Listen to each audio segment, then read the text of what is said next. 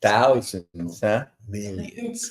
Yes, I want to welcome our podcasters on the Senior Living Podcast.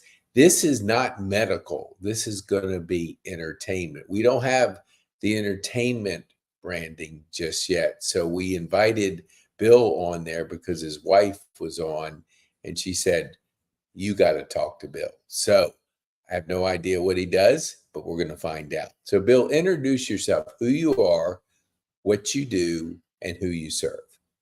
Okay. Good morning, everyone. My name is Bill Gleeson. I am an entertainer in the senior communities for the past 20 years in the metro area.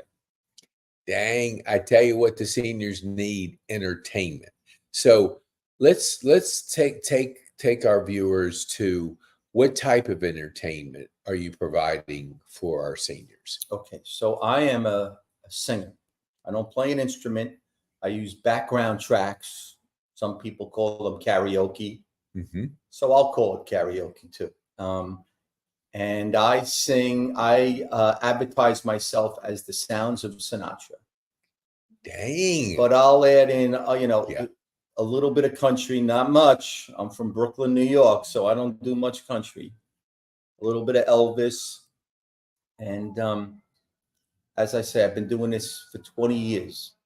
Okay, so I'm working the math in my mind. You have gray hair, minus 20. You haven't been doing it your whole life. No. So tell us how you got into this. Well, up in New York, I used to sing in the church. My parents were in the choir, and I never really wanted to be in the choir, but my aunt was the organist. So, I would fill in.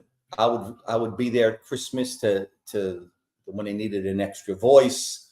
When my father if he was away, I would sing at some weddings, some funerals. So I always sang. Mm-hmm. I started doing a little entertaining in Brooklyn, but when we moved here in 2003, mm-hmm. I decided to get some equipment, CD players, microphones, speakers, and business cards, naturally. And there I went. And so I started early 2004 doing this, and here we are in 24. So go back to 2004. What was that first gig that you did here in town? What was that like? I had made a CD. I had gone into a recording studio and made a CD. And I dropped it off at the closest assisted living facility to my house, which was probably less than 2 miles away. I dropped it off, said, yeah, give a listen. If you want something, give me a call. So they called me as I was walking back through the door. The phone was ringing. And it was one of the landlines. It was a landline back then. So, and we set up a date probably a month later, and that's where it started. And go ahead. No, so I was going to say, so you started singing, and then from there, people would say, would you come over to our place and sing? Yes. Was it basically word of mouth? Well, I would have to advertise. So my wife, Laura, being a nurse, at the time, she was a visiting nurse. And she used to go to a lot of assisted living facilities. And I really wasn't doing much. I was retired. So I drove with her, and we would give them the old 1-2 punch. She would go in with the nursing, and then when she came out, I would go in and drop off a business card. But basically, a lot of my work started. I got invited to sing in front of about 50 activities directors for the life engagement directors, whatever they're called now, in a certain facility. And they said, could you come and sing for 15 minutes? There's going to be a lot of people, bring a lot of cards. And I did, and it just took off. It exploded from there. So we had Laura on our podcast. So and we've had numerous conversations with us, and we've really gotten to know her. So would you say that Laura is also your booking agent? Oh, no. She No. does her own thing? No. No. Do y'all just, of course, live together and have Yes. that relationship where you're both in the senior living? What would you say? Because Laura said to me, you got to have Bill on. So it's so important to entertain in the senior market, because we live here at Overture. We see that seniors love entertainment. So tell me, like, when you said Frank Sinatra, are you actually singing like Frank Sinatra? Well, some people do say I have, I sound a lot like him. I have the phrasing, but I've been listening to his music. Mm-hmm. So am I influenced by his style? Yes. That's a definite yes. Okay. What would you say, like, how long do your events that you do out there, how long do they last? They're mostly an hour. Everything's an hour. It's an hour is enough. It's enough time. Some people are getting tired, but sometimes they'll need me for an hour and a half if there's a special occasion, maybe 2 hours.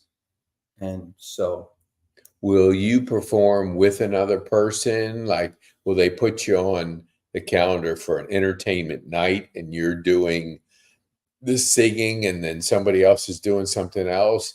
What kind of events have you been doing in the senior living community? Well, mostly I'll do happy hour. Happy hour to different facilities. It's different days of the week. Mm-hmm. The majority of them in the area are on Friday afternoons. So Friday afternoons is a premium time. Okay. But other facilities, like I remember you talking a lot about with Laura about Gaines Park, which is right around the corner. So Gaines Park, they might have a family night where they're giving information to the families of the residents. They're serving them dinner, and they'll bring in some entertainment, and that could be for an hour and a half, 2 hours. Okay. But basically, I used to DJ. I would DJ for weddings, also sing during the dinner hour, which was something different that not every DJ does. I kind of gave that up. It was a lot of work, and I always got so nervous. I've always felt that at a wedding, there's two things you remember at a wedding: if the DJ was good or bad, and if they didn't have enough bartenders. Yes. You forget about the food. Yes. But if you had to wait too long to get a drink, that was no good. And if you never got up to dance, that was really no good. Yeah, So, I totally agree with you. And I have some friends, they started out doing weddings, in different capacities, but they said, man, you have the bridezillas, and you have all the pressure on that one day. So if it doesn't go off perfect, you're going to know it. And there's a lot of work that goes in before the actual wedding day. You're meeting with the bride and groom 2-3 times previously. You want to go to the venue to see what the venue looks like, so that you're not surprised on that day. Like, where are all the outlets? I need outlets. Anyway, yeah, I'll do a wedding now for a favor for someone. Right. But I try to shy away from that. Weekends are premium times. And that's another thing. It's on the weekends. Yeah. Law working Monday to Friday. It's not a good idea for me to be working on the weekends. No, not at our age where the time is precious, because she's working hard Monday through Friday. She didn't want to say, like, okay, you're working Friday and Saturday night. Okay, I'll never see you till the next week. So are your events so you gear a lot of your entertainment Monday through Friday? Is that what I'm hearing? Yes.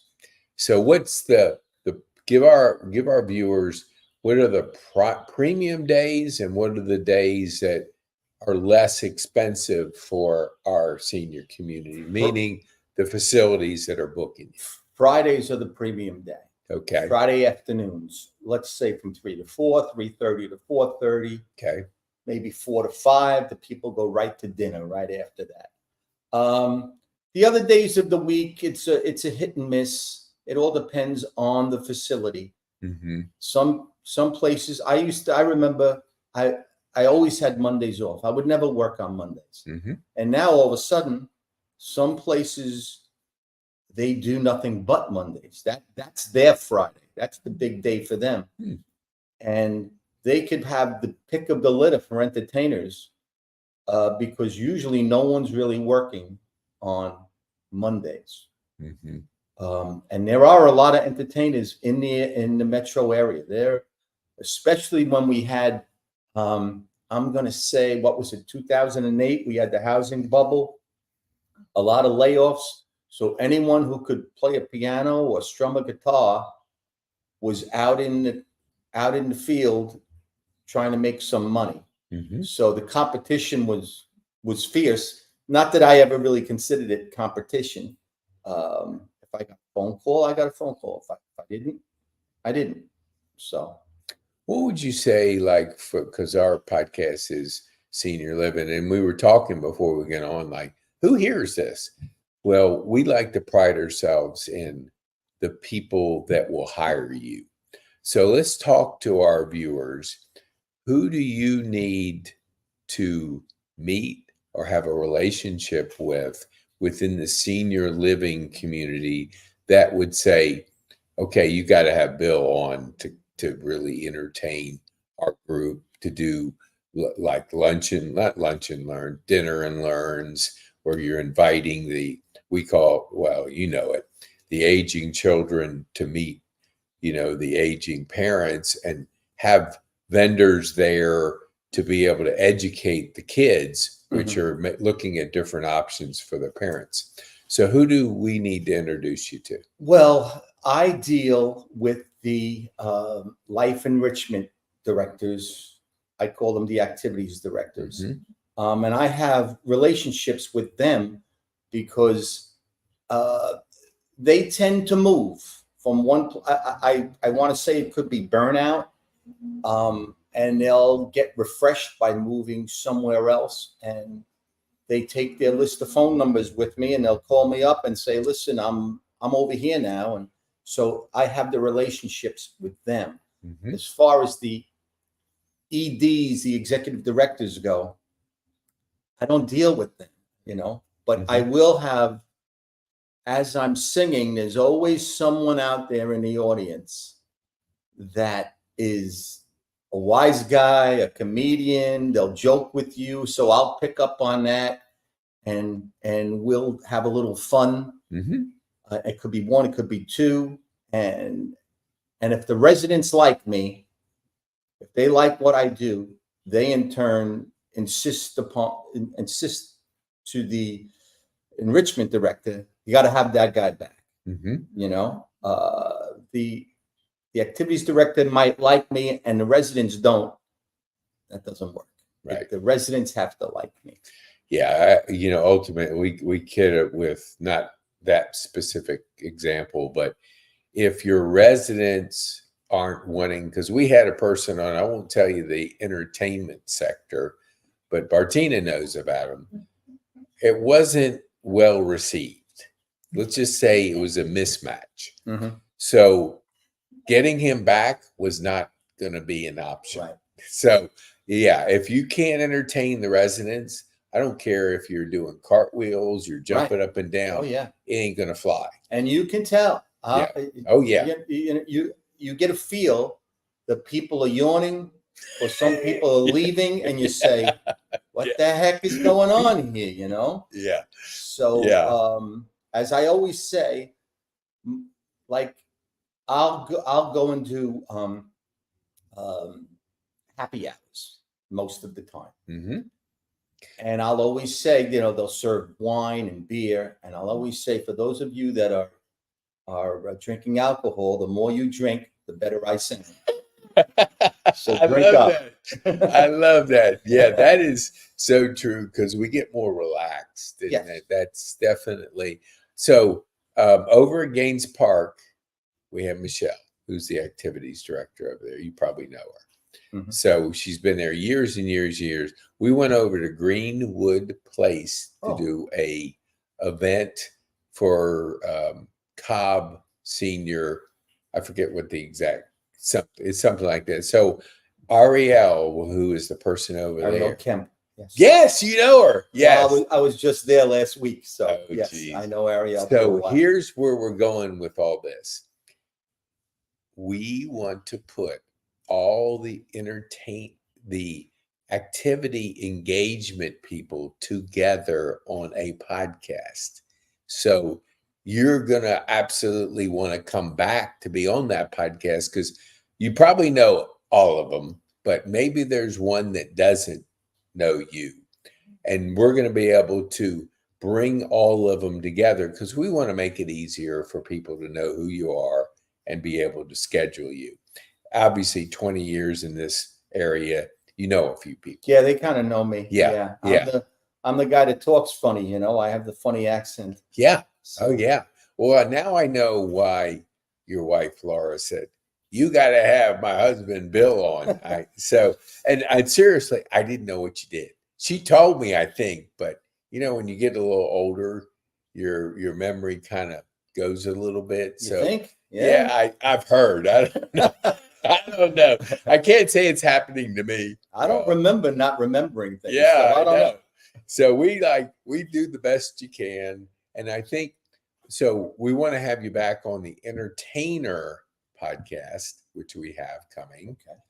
And we would love to have you back on the activity, because activity engagement, is that what you call it? Because that's a really good title.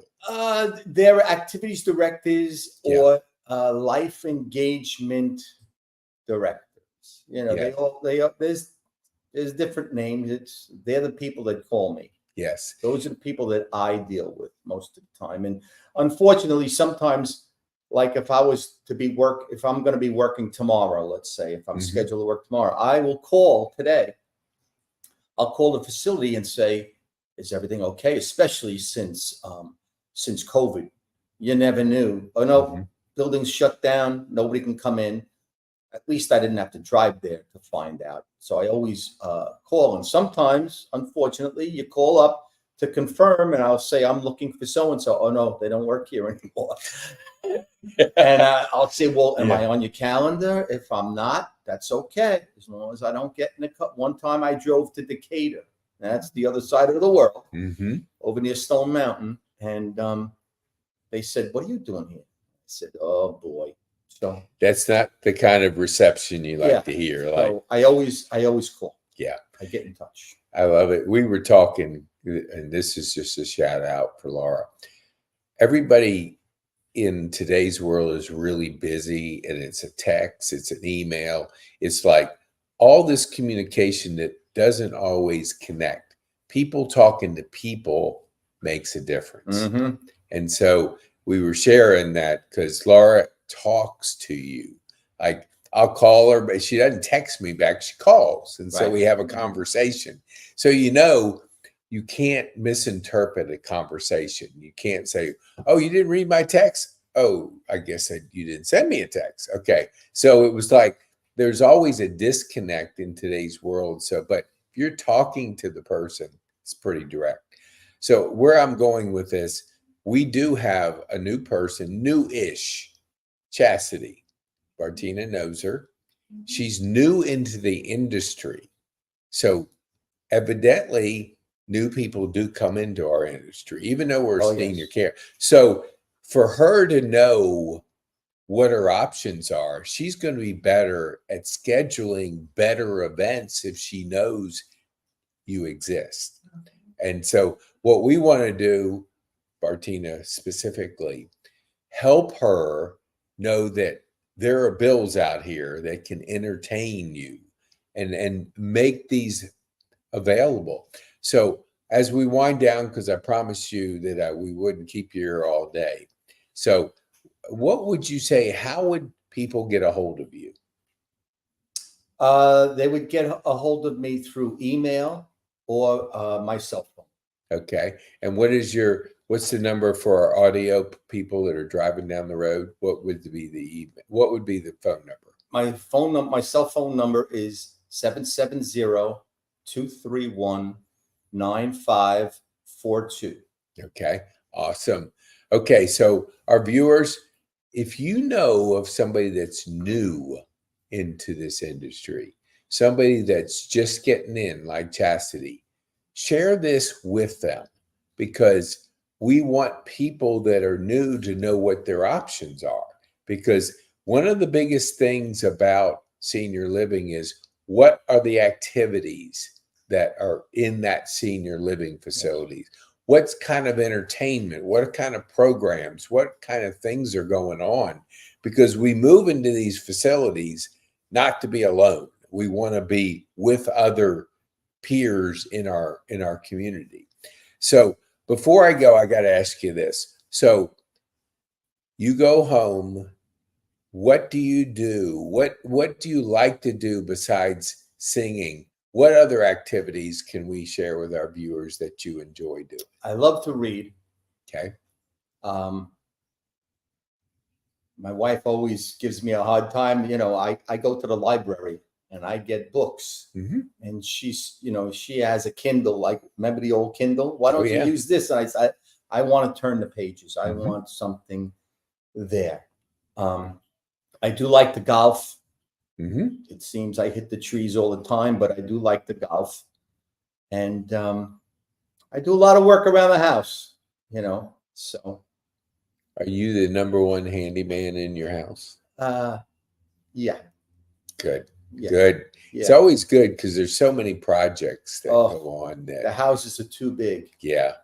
The houses are too big. You fall in love with the size of the house, because we came from New York, and you look at this house, but wow, it's big now. Now it's too big.